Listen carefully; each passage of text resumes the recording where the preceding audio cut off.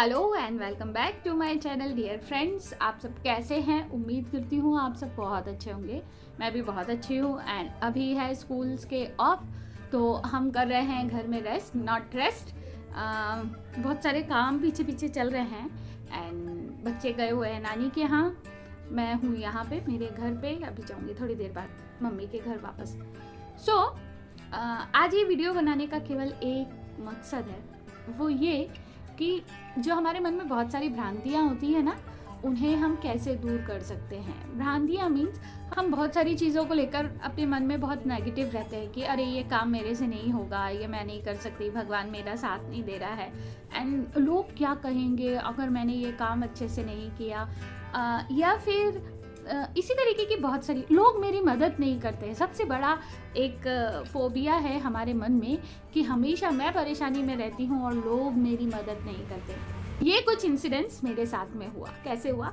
अभी डेट सुनिएगा, 19 मई को, मतलब अभी 19 तारीख को, 19 मई को मेरा MP ग्रेड 2 का TT ग्रेड 2 का एग्जाम था। ठीक है, लास्ट मंथ मीन्स कि अप्रैल में 19 अप्रैल को मेरा पटवारी का एग्जाम था। ठीक है, दो एग्जाम्स जिसकी डेट सेम बट मंथ अलग अलग। ठीक है, ये तो हुई एक चीज़। अब क्या हुआ, 19 तारीख को मुझे एग्जाम देने जाना था, तो 18 तारीख को मैंने मेरे हस्बैंड को मेरा नंबर दिया एंड कहा कि इससे एडमिट कार्ड निकाल लेना। वो एडमिट कार्ड निकालने में एक्चुअली में बहुत परेशानी आ रही थी। मेरे हस्बैंड ने ट्राई किया बट उनसे हो नहीं रहा था। देन फिर अगेन उन्होंने ट्राई किया, फिर निकला। तब भी उनके मन में एक थोड़ा सा डाउट था। उन्होंने मुझे सेंड किया, मैंने बस उसके नीचे देख लिया 19 तारीख मॉर्निंग में हमें पहुंचना है, 9-9:30 बजे मेरा एग्जाम स्टार्ट हो जाएगा। अब उस टाइम पे मैं मेंटली बहुत ज़्यादा स्ट्रेस में थी। मैं मम्मी के घर पे थी एंड एग्ज़ाम देना है कि नहीं देना है ये भी मेरे मन में बिल्कुल क्लियर नहीं था, क्योंकि इतनी सारी एग्ज़ाम्स देने के बाद, क्लियर करने के बाद, अगर आपके पास ऐसा हो ना कि जॉब नहीं हो, मीन्स कि जॉब है by God grace, thank you, बहुत अच्छी जॉब है, बट एक जो वो गवर्नमेंट जॉब की जो एक वो रहती है ना, वो नहीं है ना। तो बहुत सारे एग्जाम्स क्लियर कर लेने के बाद भी जब अगर आपको नहीं मिलता है तो फिर एक बार मन में ऐसा लगता है कि क्या ही करना है, अब एग्ज़ाम देख के फिर पास हो जाएंगे, फिर जॉब नहीं मिलेगी, है ना। तो वो एक नेगेटिव थिंग थी मेरे अंदर। मुझे डाउट था कि मैं एग्ज़ाम दूंगी या नहीं दूंगी, बट फिर मैंने सोचा दे देते हैं, देखा जाएगा क्या होता है। अब दे तो देते हैं। देखिए, हर बार एग्ज़ाम देते समय मेरे साथ बहुत सारी गड़बड़ी होती है, बट इतना बड़ा ब्लंडर करूँगी मैं मैंने कभी सोचा भी नहीं था। और जो वो एग्जामिनर थे उन्होंने भी कभी ऐसा नहीं सोचा था कि कोई इंसान इतना बड़ा ब्लंडर कर सकता है, बट वो हुआ मुझसे, क्योंकि मैं तो हुई अनोखी, है ना। तो अनोखे काम करने के लिए तो भगवान ने मुझे दुनिया में भेजा है, तो अनोखे काम तो होंगे। अब क्या होता है, वो मैंने उन्हें भेज दिया और इतनी टेंशन में थी कि मैंने वो चीज़ वापस से, मतलब इतने उससे देखने की वो भी नहीं कि हाँ 19 तारीख को है और मॉर्निंग में है मेरा पेपर, ये देख के मैं बड़ी खुश। ठीक है, अब आ गई मम्मी के यहाँ से वापस एंड मॉर्निंग में हम एग्ज़ाम देने गए। इत्तेफाक ये हुआ कि हम बिल्कुल कट टाइम पे पहुँचे। मेरा एडमिट कार्ड चेक किया, एडमिट कार्ड उन लोगों ने चेक किया, उन लोगों ने भी 19 देखा। ठीक है, उसके आगे मंथ क्या लिखा हुआ है ये उन्होंने भी नहीं देखा। ऊपर हेडिंग डली होती है एग्जाम की, है ना, वो भी उन लोगों ने नहीं देखी।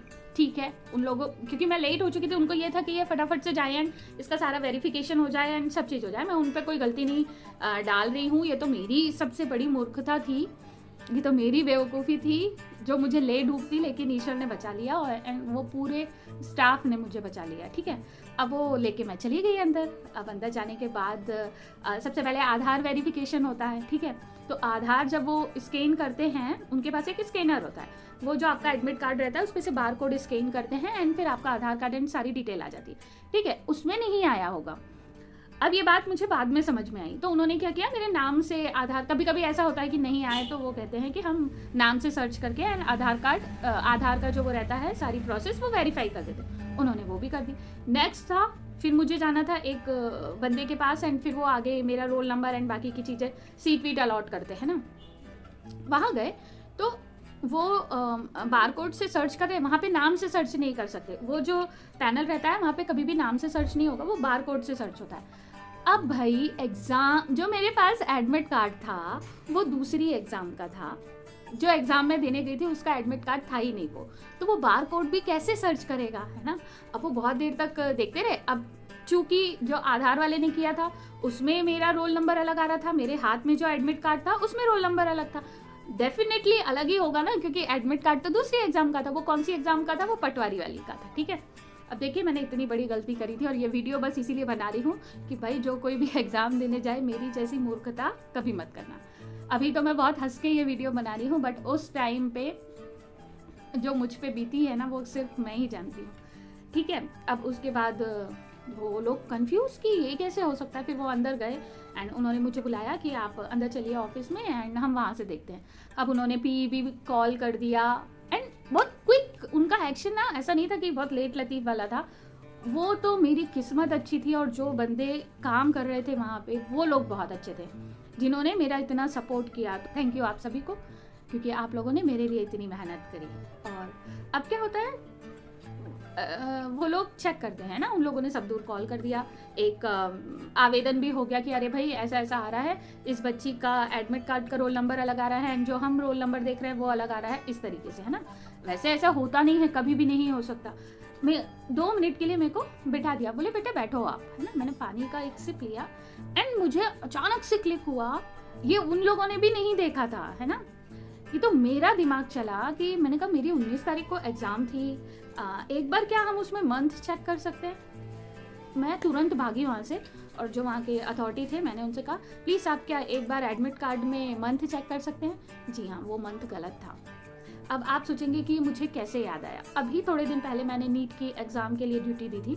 जब हम ड्यूटी देते हैं तो हमें बहुत कॉन्शियस माइंड से सब चीज़ें चेक करनी पड़ती है, तो हम वहाँ पे हर एक चीज़ चेक कर रहे थे, इसीलिए ये बात मेरे दिमाग में आ गई, है ना। जब उन्होंने चेक किया तो भाई वो तो गलत था। फिर उन लोगों ने मेरे को कहा कि अरे आपको देख के लाना था। सही बात है, उनकी सारी बातें सही थी, मैं सुनती गई क्योंकि मुझे सुनना ही था।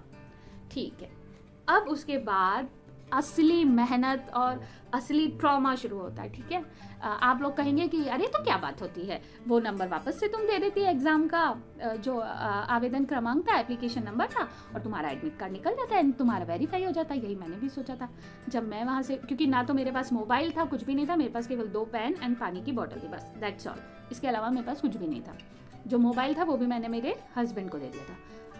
इत्तेफाक ये हुआ कि हस्बैंड वहाँ से चले गए और उनको ऑफिस जाना था, इसीलिए उन्होंने बिल्कुल गाड़ी की रेस बढ़ाई और वो चले गए। भगवान की कृपा ये हुई कि उनका एक ओल्ड स्टूडेंट, क्योंकि मेरे हस्बैंड मार्शल आर्ट कोच थे यहाँ पे रतलाम में ही स्कूल में, आरपीएस स्कूल में, तो उनका एक स्टूडेंट वहाँ पे था। वो मुझे भी जानता था क्योंकि जब ये कोच थे तो इनकी क्लासेस चलती थी, तो उन क्लासेस में मैं भी जाया करती थी। मुझे बड़ा शौक था इन सब चीज़ों का। और ऐसे तन्वी यश को हम लेके जाते थे, वो भी प्रैक्टिस किया करते थे, तो मैं जाया करती थी। वो बच्चा मुझे जानता था, वो दौड़ के आया, अरे हम आपने मुझे पहचाना नहीं, क्या हुआ मैम, कैसे क्या हुआ। तो मैंने कहा आप, तो बोले मैं सर का स्टूडेंट हूँ। सर तो अभी गए, मैं कॉल लगाऊँ क्या उनको। तो मैंने कहा प्लीज़ बेटा आप कॉल लगा दीजिए। एंड फिर उसने बताया ऐसा ऐसा है मैम, मैं आप सर का स्टूडेंट हूँ, मार्शल आर्ट सीखता था। मैंने कहा ओके थैंक यू, मैंने भगवान को थैंक यू बोला, थैंक यू ईश्वर, मेरे लिए आपने किसी को वहाँ रखा है। देखिएगा भगवान आपकी कैसी मदद करता है। हम कहते हैं ना कि भगवान नहीं होता, भगवान होता है, और अगर आपने उस पर भरोसा किया है तो वो कभी आपका साथ नहीं छोड़ेगा। हाँ, मुझ जैसे नालायक होते हैं ना, उनके लिए थोड़ी सी हर्डल्स डाल देता है क्योंकि हम गलतियाँ ना करें, है ना। इसलिए अब मैंने मेरे मिस्टर को कॉल किया, वो बहुत मतलब रतलाम तक पहुंचने में थे ऑलमोस्ट, फिर वो वहाँ से वापस आए। उनको आने में बहुत टाइम हो गया यहाँ, बट उस दिन मुझे ऐसा लग रहा था कि कुछ तो है जो कम हो रहा है, और जो कि इतनी जल्दी कम नहीं होना चाहिए था, वो था टाइम। वो लोग मुझे बोलते जा रहे थे टाइम कम है, टाइम कम है। उनके अभी कोई फॉल्ट नहीं है, वो उनकी जगह बिल्कुल सही थे, उनका हर एक शब्द सही था, क्योंकि यहाँ पे मिस्टेक मुझसे हुई थी। अब मुझे पता था कि मेरे मोबाइल में भी वो नंबर नहीं मिलेगा, क्योंकि मैंने कोई फ़ोटो क्लिक नहीं करके रखी थी उस एप्लीकेशन फॉर्म की, एंड जो नंबर्स उसमें जब मैंने सर्च किया था एंड डाला था तो वो मुझे खुद ही याद नहीं था।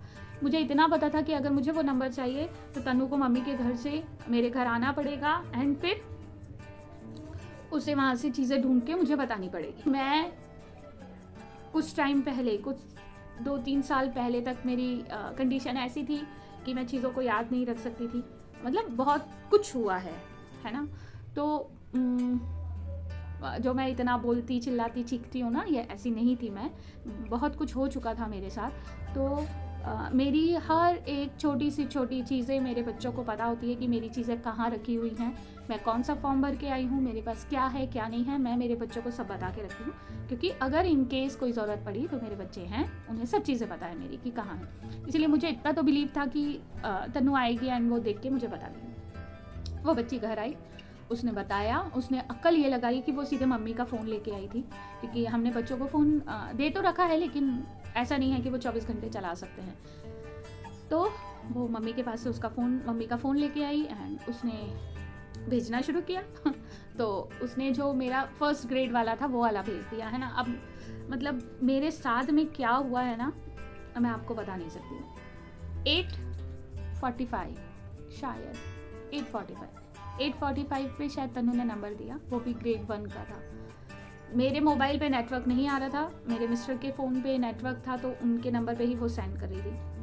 उनके मोबाइल पे लगा हुआ था लॉक। देखो ये सारी चीज़ें मैं इसीलिए बता रही हूँ क्योंकि जब हमें परेशानी पड़ती है ना, हम बहुत सारी चीज़ों से होकर गुजरते हैं। ये मोबाइल में लॉक और ये सब चीज़ें हमें कितना ट्रबल देती है ना, ये मैं आपको बता रही हूँ, ठीक है। मोबाइल मैंने पकड़ा एंड मैं भाग के गई अंदर देखने के लिए कि ये बता देती हूँ नंबर एंड वो सर्च करके निकाल देंगे। देखा तो वो ग्रेड 1 का था। वापस से मैंने तनु को कॉल किया, मैंने कहा बेटा ये ग्रेड 1 का है, इसके बाद वाले पेज पे देखो ग्रेड 2 का डला होगा। बोले हाँ मम्मी है, मैंने सेंड किया है। अब सेंड किया है तो भाई वो मोबाइल भी तो खुलना चाहिए ना, उस पर तो लॉक लगा था। अब मैं उनके ऑफिस से वापस से दौड़ के आती, यहाँ पे बोलती कि प्लीज़ लॉक खोल दो, है ना। ये सब करने में टाइम चला गया। अब वो लोग मुझे कह रहे हैं बस only 2 minutes, you have only 2 minutes. अरे 2 मिनट्स क्या करे, यहाँ तो मोबाइल ही नहीं खुल रहा, मोबाइल का लॉक नहीं खुल रहा, कुछ नहीं हो रहा, मैं कैसे क्या करूँ, है ना।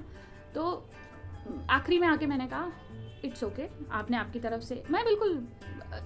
और सबसे बड़ी बात, मैं किसी भी टफ सिचुएशन में कैसे इतनी शांत थी मुझे नहीं पता, बिल्कुल भी मुझे नहीं पता मेरा दिमाग कैसे अभी तक शांत था। मैंने उनसे कहा इट्स ओके, आपने बहुत मेहनत करी, नहीं हो रहा है छोड़ दीजिए, कोई बात नहीं। बट शायद ईश्वर को ये लाइन मेरी अच्छी नहीं लगी, उसे था कि मैं ये एग्ज़ाम का कि ठीक है आप इसको कैंसिल कर दो। तो बोले कि आपको फॉर्म भरना पड़ेगा। मैंने कहा ओके, मैं फॉर्म भरने के लिए तैयार हूँ वहाँ पे। लेकिन उस बंदे को जो वहाँ पे कंप्यूटर पे बैठा था, थैंक यू ईश्वर, उसके साथ में हमेशा आशीष बरसाना, उसकी सारी मुसीबतों को दूर करना। वो जो 2 बंदे थे वो टस से मस होने के लिए तैयार नहीं थे। एंड वहाँ पे एक भैया ने मुझसे फॉर्म भरवाया, वो खुद ही भर रहे थे एंड मैंने तो केवल साइन ही किया था। कि उसमें लिखा हुआ था वंचित फॉर्म होता है, एग्ज़ाम से, परीक्षा से वंचित फॉर्म रहता है, और उसमें लिखा हुआ था कि ये दूसरी एग्ज़ाम का एडमिट कार्ड ले आए थे एंड इनके पास जो ओरिजिनल एडमिट कार्ड था वो नहीं था, इसीलिए एग्ज़ाम नहीं दे पाए, ठीक है। मैंने उसमें साइन तक कर दिया था। वहाँ आके मैं टूट चुकी थी। वहाँ आके मुझे ऐसा लगा कि ठीक है, फिर भी मैं मन को संभाल रही थी। यहाँ तक मैं बहुत एकदम ऐसी सॉलिड बनी हुई थी एंड जैसे ही मैंने उस पर साइन किया वैसे ही मेरी आंखों में आंसू आ चुके थे, बट मैंने उनको गिरने नहीं दिया। गई, वापस बाहर निकल के गई। मैंने कहा, ये खड़े हुए थे, मैंने कहा अब कुछ नहीं हो सकता, चलते हैं अपन। फिर उन सबको थैंक यू बोला, जितने भी बाहर लोग थे, सर लोग थे जो भोपाल से आए थे शायद, या एग्ज़ाम वाले थे या कोई भी तो थे वो लोग, उन सबको थैंक यू बोला एंड फिर मैंने उस गेट से एक कदम बाहर निकाल दिया था। लेकिन वो जो बंदा था जो कंप्यूटर में वर्क कर रहा था तुरंत भागते हुए आया, 1 मिनट स्टे देयर। तो हम शॉक में आ गए। मैं कहा ये क्या हुआ भाई, सब लोग हमें कह रहे हैं कि ठीक है अगली बार ऐसा मत करना है, ये कह रहा है रुको। वो कंटिन्यूसली कॉल पे था। उसने मुझसे कहा कि आपका एप्लीकेशन नंबर, मैंने कहा सर आई हैवंट, मैंने वहीं पे लिख के रखा है एंड आप देख सकते हैं। वो बंदा भाग के गया, कॉल पे था, उसने उस सामने वाले दूसरे जो एक भैया थे उनको बोला कि वहाँ पे लिखा हुआ है उससे सर्च करो। सर्च किया एंड यस, मेरा जो नंबर था वो वेरीफाई हो गया। वापस से वो भागते हुए आया एंड वो कहते हैं कि जाओ जल्दी जाओ, अपना आधार कार्ड वेरीफाई कराओ, अपना नंबर लो एंड एग्ज़ाम देने जाओ। मैं और मिस्टर और हम सब ऐसे, ये क्या हो गया भाई, मैं तो साइन कर चुकी हूँ, मेरी फ़ोटो क्लिक हो चुकी है, मैं तो रूम से बाहर निकल रही हूँ एंड ये सडन क्या होगा। मैं तो 2 मिनट के लिए बिल्कुल ब्लैंक, ये क्या हुआ। बट कहते हैं ना, ईश्वर ने जो आपके लिए लिख रखा है, ईश्वर ने जो आपके लिए सोच रखा है, वो आपकी उम्मीद से 1000 गुना बेहतर होगा। और ये ईश्वर ने उस दिन नहीं तो हर बार साबित करता है, बट उस दिन सच में मेरे लिए ऐसा किया। मैं गई, फटाफट से मैंने वो किया एंड वहाँ जो लोग थे वो इतने क्विक थे। एक आया, बोले आप रूम नंबर 6 में जाओ, लैब नंबर 6 में जाओ, वहाँ हम ला के दे देंगे आपको। मैं ऊपर सेकंड फ्लोर में था, भागते भागते भागते भागते गई एंड मैं उस समय रोती जा रही थी। मतलब ये क्या हो गया, मेरी समझ के सब चीज़ें बाहर थी। एंड वो भैया आए, उन्होंने जल्दी से लैब एंट्री करी, मुझे मेरी सीट पे ले गए, सारी चीज़ें उन्होंने ही करके दी। मैंने खुद को समेटा एंड मैं क्वेश्चन आंसर करना शुरू कर दिया। जब मैं 45 नंबर के क्वेश्चन पे पहुंची, back of the my mind सब चीज़ें ऐसी चल रही थी। हाँ, मेरे सामने क्वेश्चन आ रहे थे, मुझे आंसर्स पता थे, मैं टिक करती जा रही थी, बट मेरे दिमाग में पीछे ये सारी चीज़ें चल रही थी। एंड मैंने 5 मिनट का पॉज लिया। मैंने कहा ये क्या हुआ मेरे साथ, एंड मैं रो रही थी लिटरली वहाँ पे। मैंने कहा ये सब क्या हो गया, मेरी एक गलती मेरे भविष्य को बिगाड़ सकती थी। वो तो भला हूँ इन लोगों का जिन्होंने मेरा इतना साथ दिया एंड मुझे इन सब चीज़ों से बचा लिया। एंड फिर मेरे मन में एक बहुत बड़ा फियर आया। वो फियर था कि इन लोगों ने मेरे लिए इतनी मेहनत करी, क्या मैं ये एग्ज़ाम कर पाऊँगी अच्छे से, क्या मैं इसमें सिलेक्ट हो जाऊँगी। ये मतलब एक कहता है ना कि 1000 किलो का पत्थर आपके सिर में लाके रख दिया एंड बोल दिया कि अब एग्ज़ाम दो। ये सिचुएशन थी उस टाइम पे मेरी। एंड मैंने वो पेपर दिया और खुद पे इतना तो विश्वास था कि अगर मैं उस कंप्यूटर के सामने जाके बैठ जाऊंगी तो ये एग्ज़ाम तो मैं निकाल ही लूँगी। एनी हाउ कंडीशन में मैं ये एग्ज़ाम निकाल लूँगी।